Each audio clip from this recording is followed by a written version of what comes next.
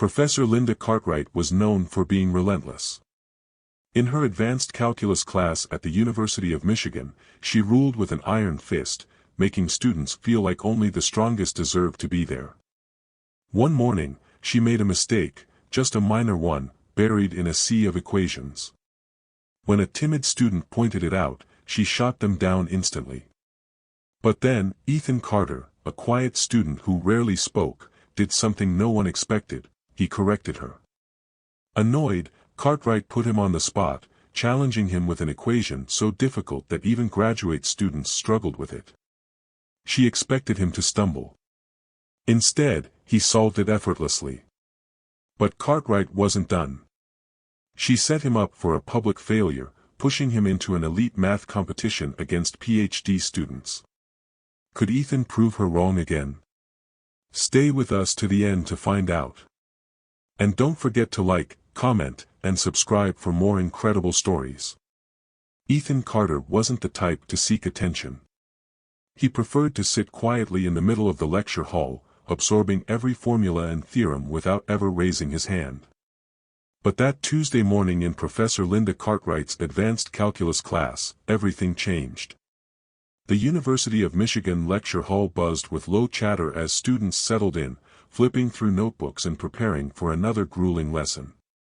Professor Cartwright entered with her usual commanding presence, sharp features, silver-rimmed glasses, and a no-nonsense gaze that made even the most confident students shrink. She was infamous for her brutal teaching style, where mistakes were met with cold correction, and only the most brilliant survived.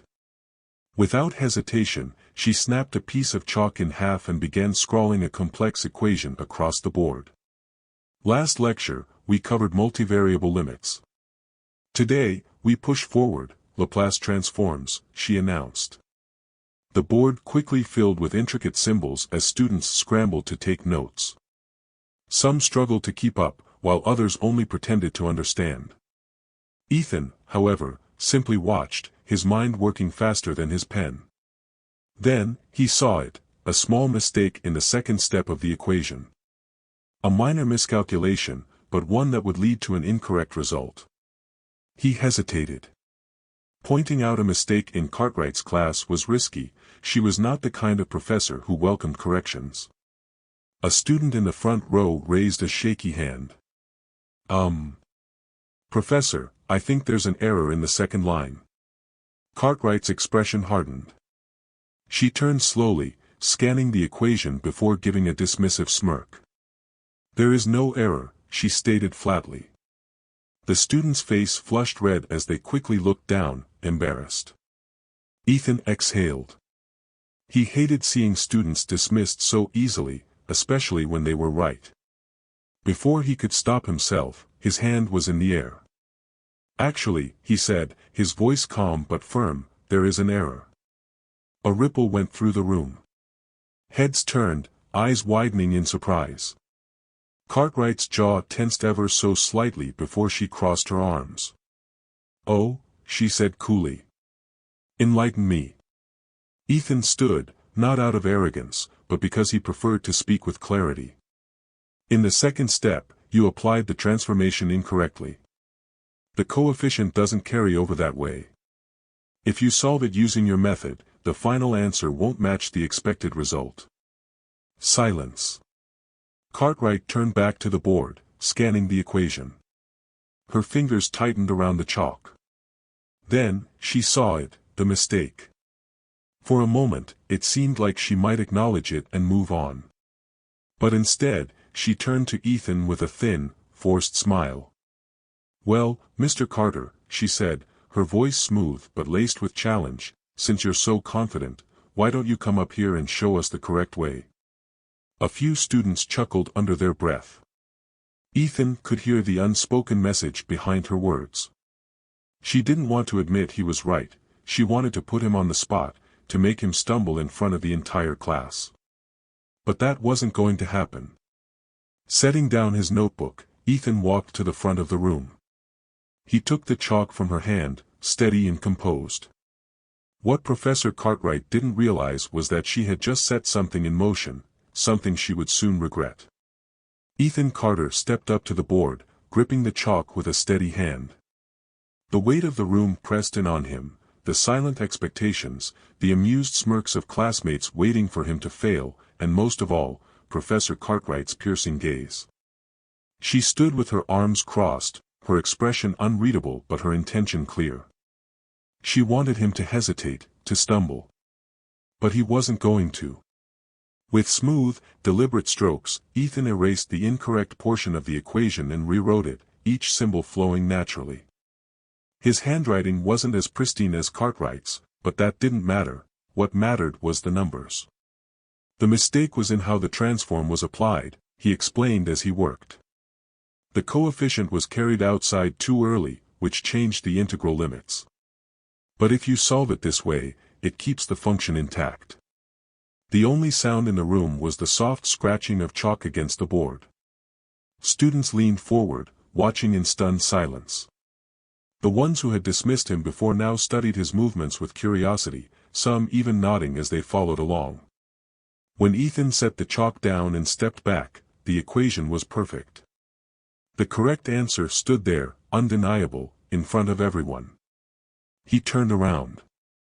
Professor Cartwright stood rigid, her lips pressed into a thin line. She wasn't used to being corrected, especially not in front of a full lecture hall. Ethan could see it in her eyes. She wanted to brush it off, to twist the situation in a way that kept her authority intact. Instead, she took a slow breath and nodded curtly. "Fine," she said, her voice clipped. "You corrected it. Congratulations." No acknowledgement of her mistake. No sign of genuine praise. A few students exchanged glances, some looking impressed, others annoyed. Ethan could already tell what some of them were thinking. Was he showing off? Did he just embarrass the professor? But he wasn't trying to make a spectacle of himself. He just couldn't stand errors, especially when they could have been avoided. Ethan returned to his seat, feeling the weight of several eyes on him. The energy in the room had shifted. Some students whispered, some simply stared, but one thing was clear: no one, not even Cartwright, was looking at him the same way anymore. But Cartwright wasn't about to let this go. She turned back to the board, wiping away his work with a forceful swipe. "Let's move on," she said briskly. "Since Mr. Carter is so eager to contribute, I assume he won't mind another challenge." Ethan blinked. "Excuse me." Cartwright was already writing again, this time a much longer equation, one that sprawled across half the board, filled with intricate integrals and tricky differentials. This wasn't just a normal problem. It was a test. She turned back to him with a smirk. "Since you have such a keen eye," she said, "solve this." A few students chuckled under their breath, waiting to see if Ethan would back down. He didn't. Exhaling through his nose, he stood up once again and walked back to the front. The professor had underestimated him once. She wasn't going to make that mistake again. Ethan Carter stared at the equation sprawled across the board. It wasn't just difficult, it was deliberately chosen to be beyond the scope of their class. The complexity of the integrals, the layered differentials, this wasn't meant to test his understanding. It was meant to humble him. Professor Cartwright leaned against her desk, arms crossed, watching him with a smirk. She wasn't giving him a fair challenge, she was trying to make an example of him. She expected him to hesitate, to second-guess himself, to stumble halfway through and prove that he wasn't as smart as he thought he was. But Ethan wasn't intimidated. He picked up the chalk and, without hesitation, started writing. His movements were smooth, deliberate, his mind already 5 steps ahead. He didn't pause to think, he had already visualized the solution before he had even taken the chalk from the tray. The murmurs in the room died down. Students sat up straighter, watching as Ethan moved through the problem with precision.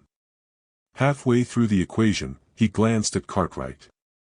"I assume you want the solution in terms of exponentials rather than trigonometric functions?" he asked. She didn't respond. He kept going. Step by step, he simplified, transformed, and restructured the problem. It wasn't just correct, It was elegant. Then, finally, he underlined his final answer and set the chalk down. Silence. Cartwright's smirk had faded. Her eyes flicked over the solution, searching for an error, something, anything, she could use to dismiss it. But there was nothing. His answer was flawless.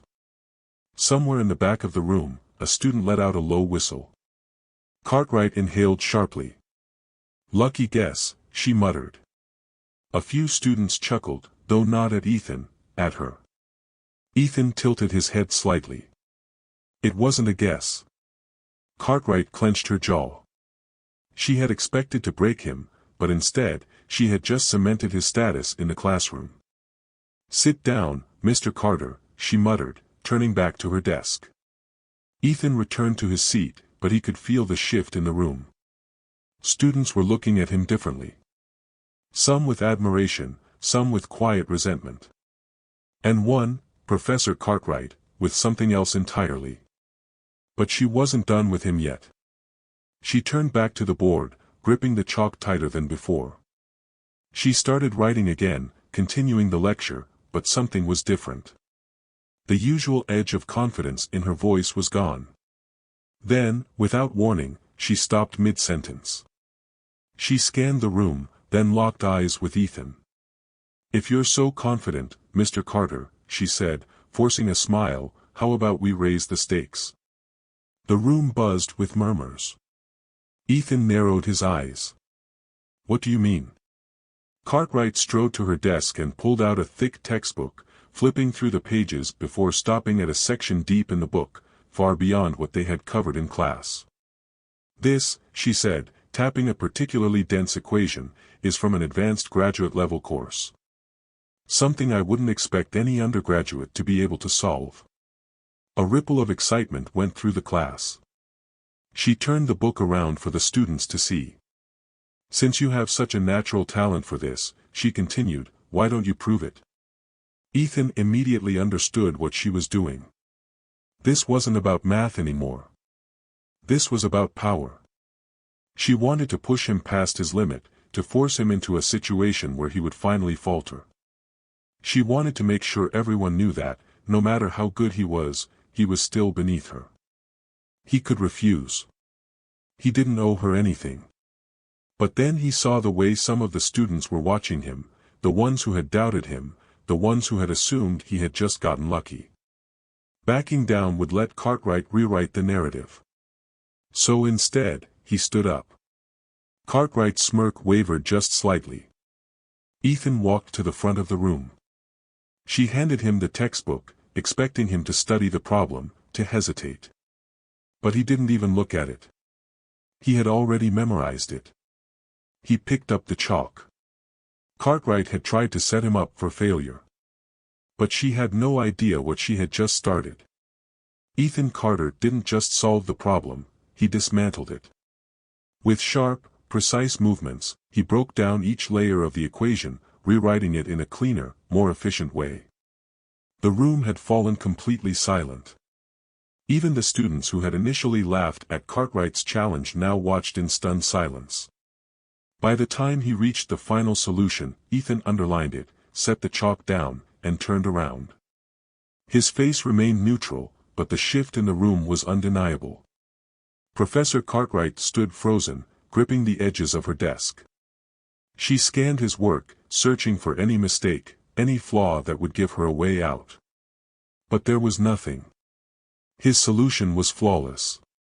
The tension in the lecture hall was so thick it felt like the walls were closing in. Then, from the back of the room, someone let out a quiet, disbelieving laugh. Cartwright exhaled sharply, setting her jaw. "You've skipped a step," she said, her voice clipped. Ethan arched an eyebrow. "No, I haven't." Her fingers curled slightly. "Yes, you have." Ethan turned back to the board, scanning his own work, then tapped a section in the middle of the equation. "Here," he said, his voice steady. "You're referring to the partial fraction decomposition. I didn't skip it, I just did the calculation mentally because it was straightforward." The class was dead silent. Cartwright didn't respond right away. Her lips pressed into a thin line. She had been outmaneuvered in front of everyone, and she knew it. Ethan crossed his arms. "But if you'd like," he added casually, "I can write it out step by step." His words weren't cocky, but they weren't submissive either. They were just factual. And somehow, that made it worse. Cartwright inhaled sharply.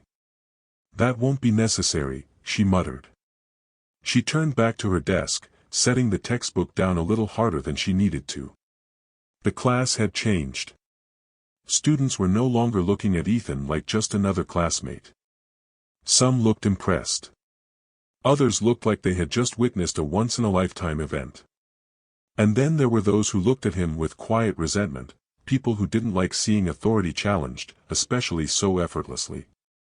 But Cartwright wasn't done. She couldn't be. She turned back to the class, her expression composed, but her grip on the desk betrayed her frustration. Then, after a pause, she spoke. "If you're so confident, Mr. Carter," she said, forcing a smile, "how about we raise the stakes?" The room buzzed with murmurs. Ethan narrowed his eyes. "What do you mean?" Cartwright walked to her desk, pulling out a folder. She flipped through a few pages before stopping on one. "There's a university-sponsored mathematics symposium coming up next month," she announced. "Some of the best students from across the country will be competing." The murmurs grew louder. This wasn't just some class exercise. This was a serious academic event, one that took months, even years, to prepare for. Cartwright met Ethan's gaze with a sharp intensity. "Since you seem to have a natural talent for this, why don't you prove it there?" Ethan immediately saw through her. This wasn't an invitation, it was a setup. She wasn't just testing his math skills anymore. She wanted to see if he could handle real pressure, if he could compete against students who had been training for years. She wanted to break him on a much bigger stage. If he failed, it wouldn't just be in front of his classmates. It would be in front of professors, graduate students, and some of the best minds in the field. His entire reputation would be on the line. He could refuse. He had nothing to prove. But if he backed down now, Cartwright would win. She would twist the narrative, reducing everything he had done in class to luck, a fluke, an anomaly. Ethan exhaled, then gave a single nod. "I'm in." Cartwright's smile didn't reach her eyes. "Excellent," she said smoothly. But Ethan knew, this wasn't over. It was just beginning.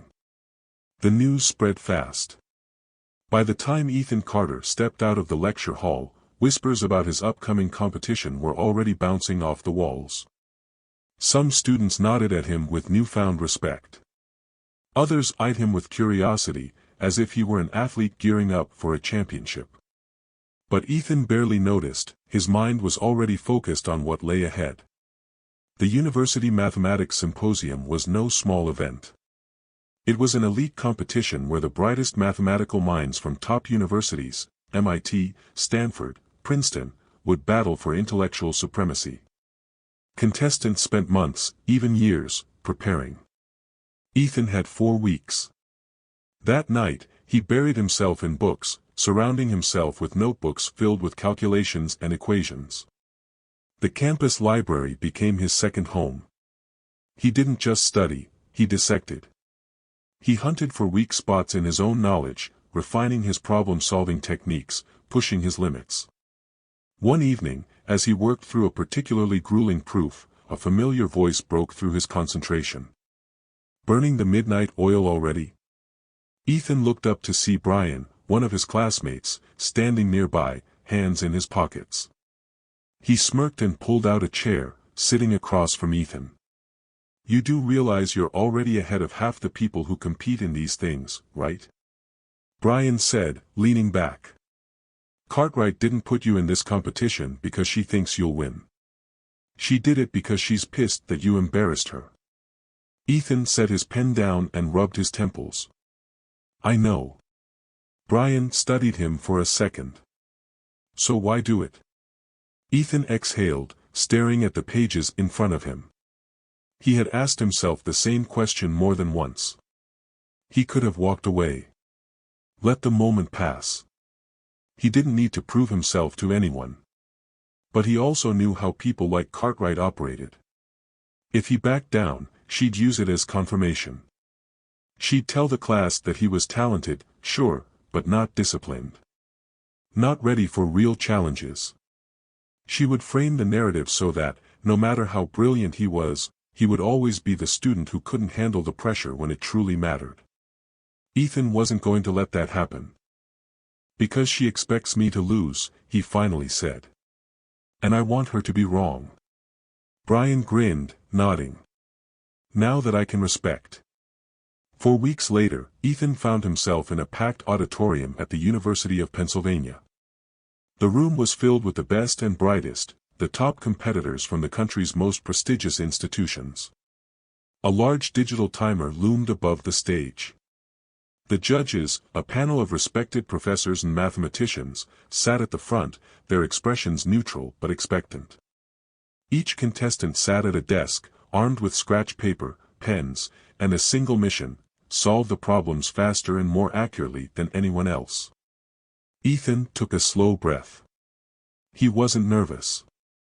He was ready. At the back of the auditorium, Professor Cartwright sat among the spectators. She hadn't spoken much to Ethan leading up to this. No encouragement. No advice. Just a polite nod when they arrived, as if she were merely an observer rather than the person who had thrown him into this in the first place. She wasn't here to support him. She was here to see if he would fail. The timer started. He didn't. The moment the timer started, the competition turned into a battlefield of minds. Each contestant dove into their problems, their pens flying across the page in a race against time. This wasn't just about getting the correct answer, it was about speed, precision, and the ability to think under pressure. The first round was mental math, solving complex calculations without writing anything down. Ethan barely blinked. While some competitors hesitated, double-checking their thoughts, his hands moved without pause, punching numbers into the response system faster than the proctors could verify them. The second round focused on theoretical application, breaking down abstract mathematical concepts into structured proofs. This was where intuition separated great students from geniuses. For Ethan, numbers weren't just numbers, they were patterns, rhythms, structures that built upon one another. He navigated through them effortlessly, while others around him struggled to make connections. The third round was speed solving, a rapid-fire test of problem-solving ability. This was where even the strongest competitors started to crack. The stress of the ticking clock made hands shake and minds second-guess themselves. But Ethan thrived under pressure. He moved with confidence, solving problems so quickly that the judges exchanged glances, murmuring among themselves. By the final round, there were only 2 competitors left in serious contention: Ethan Carter and a PhD candidate from MIT. The last problem flashed onto the screen. It was brutal. A massive equation, filled with nested summations, integrals within integrals, and abstract transformations that required not just knowledge, but endurance.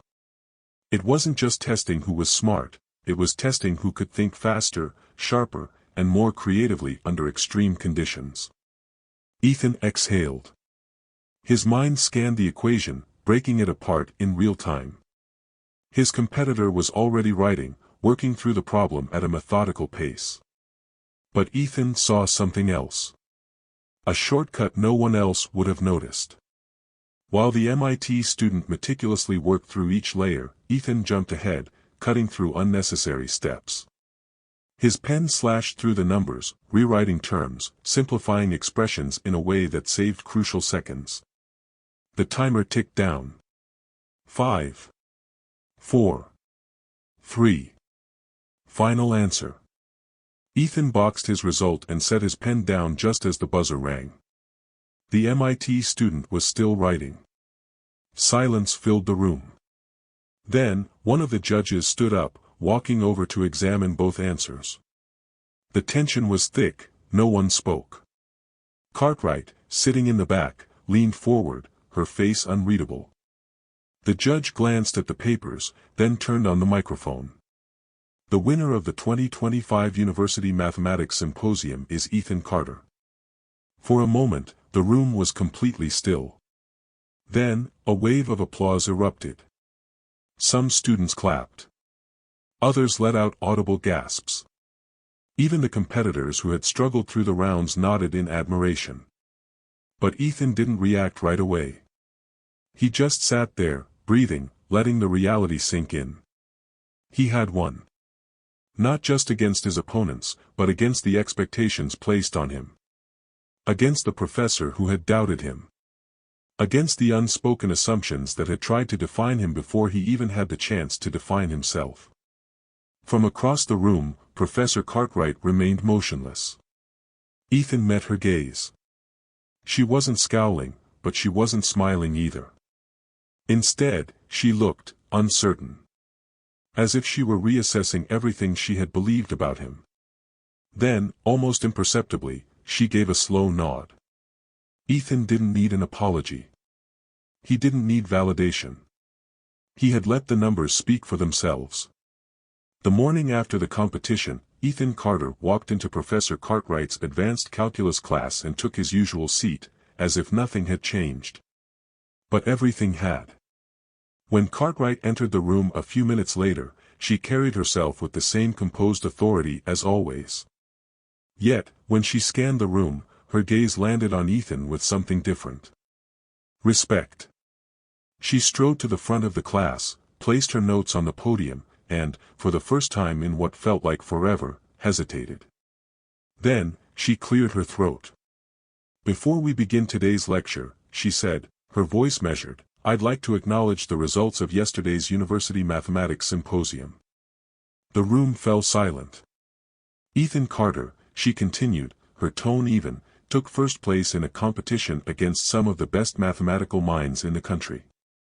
A murmur spread through the lecture hall, followed by scattered applause. Some students clapped with genuine admiration. Others, those who had once dismissed him, looked at him with a newfound sense of realization. Cartwright let the moment settle. Then, with a simple nod, she turned back to the board. "That," she said, "is no small achievement." Ethan sat still, absorbing the weight of those words. It wasn't an apology. It wasn't excessive praise. But it was acknowledgement. And somehow, that meant more than anything else. Because Ethan had never set out to prove anything to Cartwright. He hadn't sought her approval or wanted to make her look bad. He had simply refused to let anyone, even the most feared professor at the university, define what he was capable of. Cartwright began her lecture, and just like that, class continued. But the energy in the room had changed. Some students stole glances at Ethan, whispering among themselves. Others, who had once seen him as just another quiet student, now viewed him as something else entirely. Someone to take seriously. As Ethan flipped open his notebook, Brian leaned over from the next seat, smirking. "So," he whispered, "you gonna retire now, or are you aiming for the next Einstein title?" Ethan chuckled, shaking his head. "Just here to learn, man." Brian grinned. "Yeah. Sure." The lecture continued, but this time, when Professor Cartwright asked a question, there was no hesitation when Ethan raised his hand. Because sometimes, the best way to change people's minds isn't through words. It's through undeniable truth. True intelligence isn't about showing off, it's about quiet confidence, perseverance, and letting your results speak for themselves. Ethan Carter never set out to prove anything to anyone. He wasn't trying to embarrass his professor or gain recognition. He simply refused to let doubt, intimidation, or expectations define him. In life, there will always be people who underestimate you, challenge you, or try to put you in your place. Some will test your patience. Others will test your limits. But at the end of the day, what truly matters is how you respond. Do you shrink back, or do you rise to the occasion? Let Ethan's story be a reminder, talent is valuable, but resilience is what truly sets you apart. If you've ever faced a moment like this, I'd love to hear about it. Drop a comment below, hit that like button, and subscribe for more incredible stories that prove just how powerful perseverance can be.